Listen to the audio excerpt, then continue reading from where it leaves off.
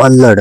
अल्लड म्हणजे अनुभव नसलेला किंवा बालिश स्वभावाचा किंवा कच्चा, अप्रौढ, अननुभवी, अप्रौढ, अज्ञानी, अपक्व बुद्धीचा हे याला समानार्थी शब्द आहेत. अल्लड वयात घेतलेले निर्णय कधी कधी चुकीचे ठरतात. पुढील शब्द आहे अवकाश. अवकाश म्हणजे वेळ किंवा मोकळी जागा.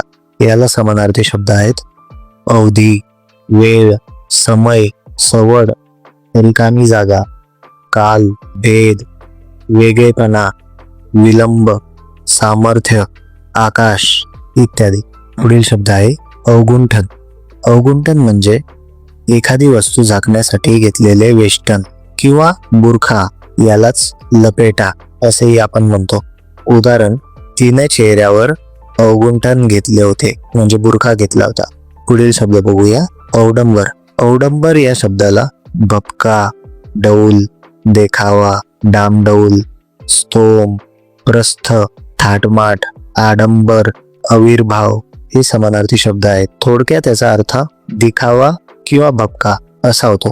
याचे एक्झाम्पल तुम्ही लक्षात घेऊ शकता की त्याला साधेपणा आवडतो, औडंबर नाही, म्हणजे त्याला दिखावा करणे आवडत नाही. पुढील शब्द बघूया अवनती. अवनती म्हणजे घसरण किंवा दुर्दशा. यालाच अपकर्ष, दुस्थिती असेही समानार्थी शब्द आहेत. पुढील शब्द अवबोध. अवबोध म्हणजे एखाद्या गोष्टीचे ज्ञान किंवा जाणीव किंवा जागृती. उदाहरण, शिक्षणामुळे समाजाला अनेक गोष्टींचा अवबोध होतो म्हणजे जाणीव होते. पुढील शब्द आहे अवलोकन. अवलोकन म्हणजे काळजीपूर्वक पाहणी करणे. याला समानार्थी शब्द निरीक्षण किंवा पाहणी हे आहेत. शिक्षकांनी विद्यार्थ्यांच्या प्रगतीचे अवलोकन केले म्हणजे निरीक्षण केले किंवा पाहणी केली. पुढील शब्द आहे अवशिष्ट.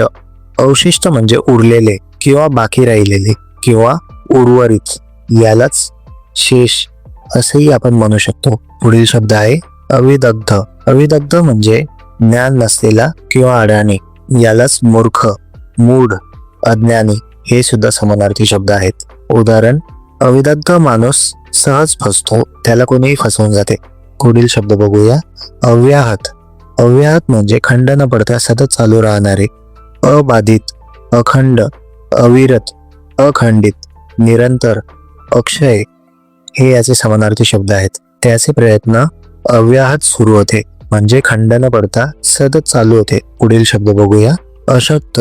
अशक्त म्हणजे शारीरिक दृष्ट्या कमकुवत, कमजोर. यालाच रोडका, दुर्बल, क्षीण, दुबळा, शक्तिहीन, बलहीन, सामर्थ्यहीन हे देखील समानार्थी शब्द आहेत. पुढील शब्द बघूया अशाश्वत. अशाश्वत म्हणजे कायम न टिकणारे म्हणजे क्षणभंगूर किंवा क्षणिक म्हणजे काही क्षणातच नाहीसे होणारे.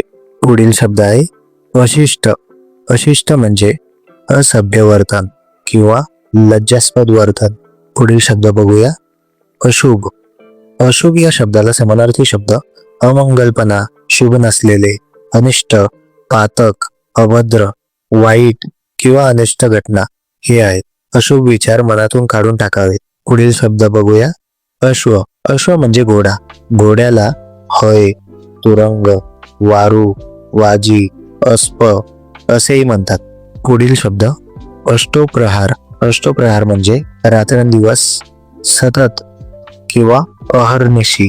याचे उदाहरण, तो अष्टोप्रहार अभ्यास करत होता म्हणजे रात्रंदिवस अभ्यास करत होता. पुढील शब्द असमंजस.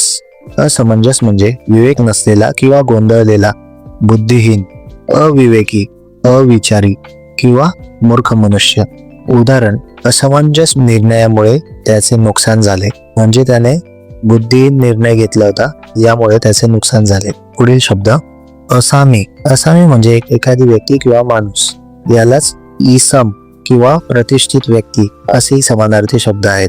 उदाहरण, तो गावातील प्रतिष्ठित असामी आहे म्हणजे प्रतिष्ठित व्यक्ती आहे. पुढील शब्द असुर. असुर म्हणजे राक्षसी किंवा दैत्य स्वभावाचा प्राणी. यालाच दानव असेही म्हणतात. पुढील शब्द असूया. असूया म्हणजे दुसऱ्याच्या यशामुळे होणारा हेवा.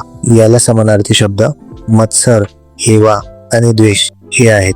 असूया माणसाला आतून त्रास देते, म्हणून आपण कोणाचा हेवा करू नये कारण त्याचा त्रास आपल्यालाच होतो. पुढील शब्द आहे अस्त अस्त म्हणजे शेवट किंवा लोप, यालाच अंतर्धान, लोप व शेवट हे समानार्थी शब्द आहेत. पुढील शब्द अस्पताल, यालाच इस्पितळ आणि दवाखाना असेही आपण म्हणतो. पुढील शब्द अहमहमिका म्हणजेच एकमेकांशी स्पर्धा करणे किंवा चढाओढ. उदाहरण, निवडणुकीत उमेदवारांमध्ये अहमहमिका होती, म्हणजे ते एकमेकांशी स्पर्धा करत होते. पुढील शब्द अहाना. अहाना म्हणजे कोडे किंवा मन स्वरूपातील वाक्य, यालाच उखाणा, कोडे आणि मन हे समानार्थी शब्द आहेत. पुढील शब्द आहे अहिवा.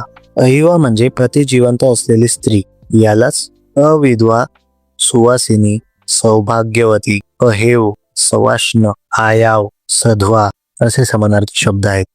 जिचा पती जिवंत नसतो ती विधवा आणि जिचा पती जिवंत असतो ती अहिवा.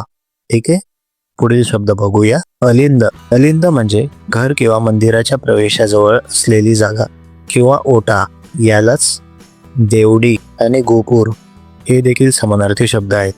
उदाहरण, मंदिराच्या अलिंदात भाविक शांतपणे बसले होते. पुढील शब्द बघूया. अवकळा. अवकळा म्हणजे वाईट अवस्था किंवा तेज हरपलेली स्थिती, यालाच अवदशा, तेजोहीन, निसत्व, दुर्दशा हे समानार्थी शब्द आहेत. उदाहरण, सततच्या अपयशामुळे त्याच्या चेहऱ्यावर अवकळा दिसत होती. हे याचं उदाहरण तुम्ही लक्षात ठेवू शकता. पुढील शब्द आहे अवधात. अवधात म्हणजे खोडकर, हट्टी आणि ओनाड स्वभावाचा, यालाच औचित्या, अवलक्षणे आणि अवखळ असेही समानार्थी शब्द आहेत. उदाहरण, तो लहानपणापासूनच खूप अवधात स्वभावाचा होता, म्हणजे तो लहानपणापासून खोडकर होता.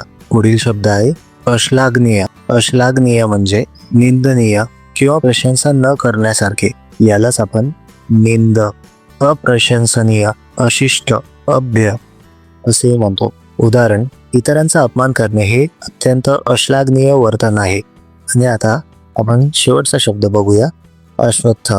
अश्वत्थ म्हणजे पवित्र मानले जाणारे पिंपळाचे झाड. उदाहरण, गावातील अश्वत्थाच्या झाडाखाली लोक सकाळी पूजा करतात, म्हणजे पिंपळाच्या झाडाखाली लोक सकाळी पूजा करतात.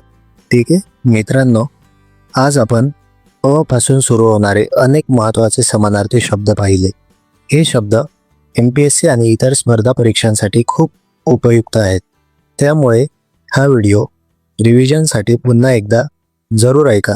जर हा व्हिडिओ तुम्हाला आवडला असेल तर लाईक करा, चॅनल सबस्क्राईब करा आणि तुमच्या मित्रांनाही शेअर करा, जेणेकरून त्यांनाही अभ्यासात मदत होईल.